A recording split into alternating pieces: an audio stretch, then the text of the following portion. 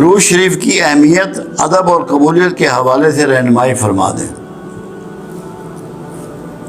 یاد رکھیں کہ پروردگار عالم نے اپنے لیے تو کوئی پروٹوکول نہیں رکھا، مگر اپنے حبیب کے لیے پروٹوکول رکھا۔ پہلا تو یہ کہ اگر تم نے رسول اللہ صلی اللہ علیہ وسلم کی آواز سے اپنی آواز کو بلند کیا تو تمہارے کیے ہوئے سارے اعمال ضائع ہو جائیں گے اور تمہیں خبر بھی نہ ہوگی۔ دوسرا یہ کہ اگر کسی رسول اللہ کے فیصلے صلی اللہ علیہ وسلم کہ دل میں بھی تم نے سوچا اس کے اگینسٹ تو تمہارے سینے سے ایمان کو نکال دیا جائے گا، تم صاحب ایمان نہیں رہو گے۔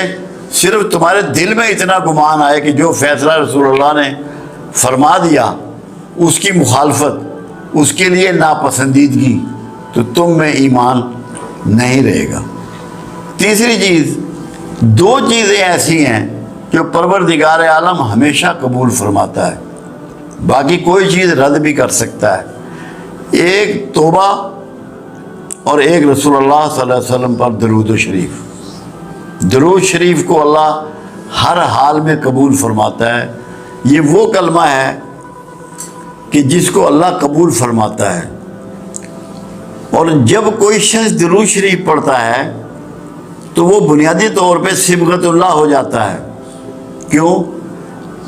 اللہ کی صفات ہے، اللہ کا طریقہ ہے، اللہ کی سنت ہے۔ اللہ خود درود بھیجتا ہے، اللہ خود رسول اللہ سے محبت کرتا ہے۔ تو رسول اللہ صلی اللہ علیہ وسلم کی محبت کرنا، درود بھیجنا، یہ اللہ کی سنت پہ چلنا ہے، صبغت اللہ ہو جانا ہے۔ اس کی بہت بڑی مرتبت یہ ہے کہ آپ اس فعل میں، یہ واحد فعل ہے جس میں مخلوق کے ساتھ خالق شامل ہے۔ آپ نماز پڑھتے ہیں، خالق اس میں شامل نہیں ہے۔ روزہ رکھتے ہیں، خالق اس میں شامل نہیں ہے۔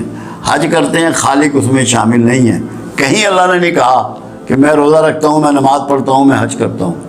کہا کہ میں اور میرے فرشتے محمد رسول اللہ صلی اللہ علیہ وسلم پہ درود بھیجتے ہیں، اے ایمان والو تم بھی درود و سلام بھیجو، سلامتی بھی۔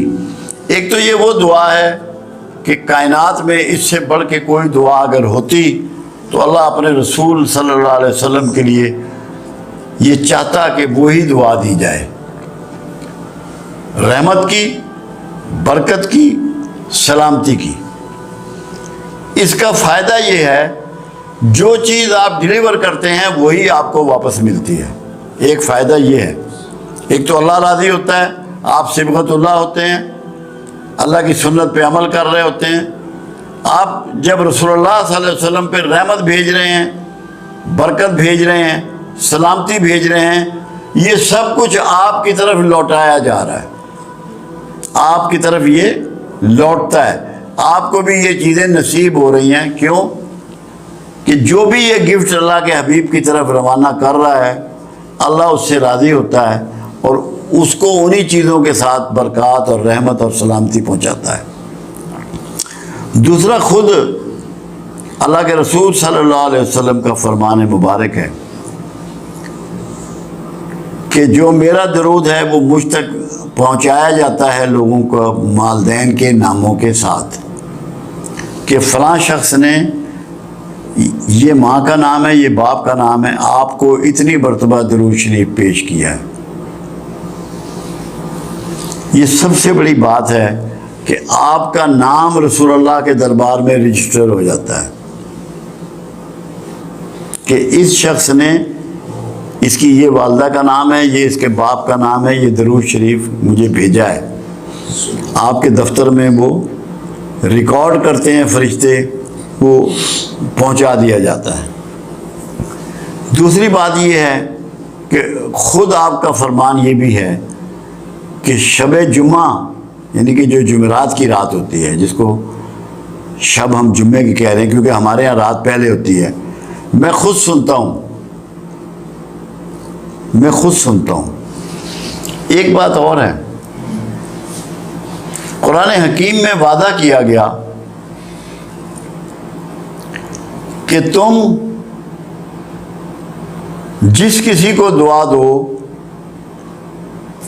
تو جو دعا اس نے دی ہو یا ویسی ہی دعا اسے واپس لوٹاؤ یا اس سے بڑھ کے دعا واپس لوٹاؤ۔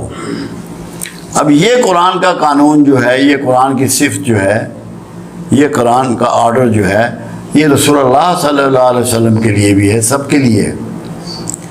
اس لیے جب کوئی شخص کملی والے پر دعا بھیجتا ہے، درود دعا ہی ہے، اور سلام بھیجتا ہے، تو رسول اللہ صلی اللہ علیہ وسلم بھی اس کے لیے دعائیں فرماتے ہیں، ریٹرن میں اس کو دعا عطا فرماتے ہیں، کیونکہ قانون کے، قرآن کے قانون کے عین مطابق۔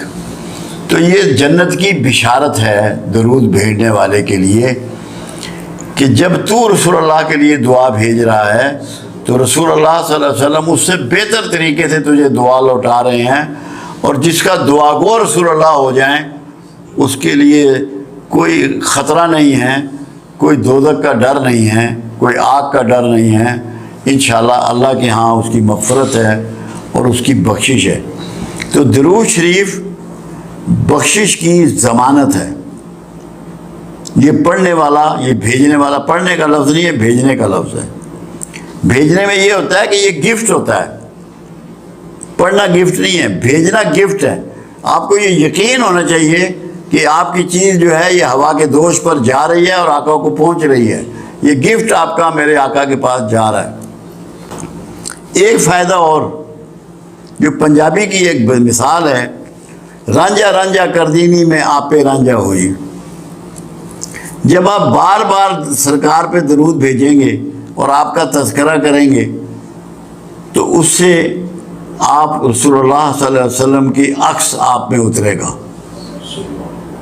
آپ کے اندر وہ عکس اترے گا، وہ صفات اتریں گی، وہ کمال اور خوبیاں آپ کو ملیں گی، وہ حکمت و دانائیاں آپ کو پہنچیں گی، عکس بنیں گے آپ۔ مگر اس کے لیے آپ کو درود شریف کے ساتھ رحمت کے رویے کو اپنانا ہے۔ معاشرے کے لیے، مخلوق کے لیے، ہر مخلوق کے لیے رحمت بننا ہے، کسی کے لیے زحمت مت بنے، آپ کے ہاتھ اور زبان سے کسی کو تکلیف نہ پہنچے۔ تو عکس محمد آپ ہو جائیں گے اگر صحیح معنوں میں دل کی گہرائیوں سے اگر آپ درود شریف پڑھیں گے۔ درود شریف کی اتنی برکات ہیں، میرا تو ایمان یہ ہے۔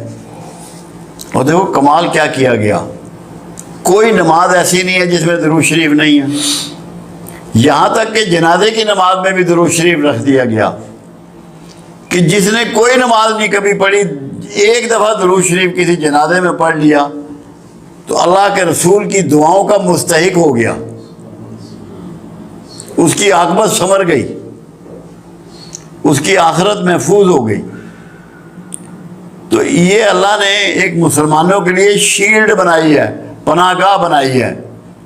تو درود شریف جو ہے یہ ہماری پناہ گاہ ہے، اس میں داخل ہو جاؤ اور دوزخ کے عذاب سے اپنے آپ کو چھڑا لو۔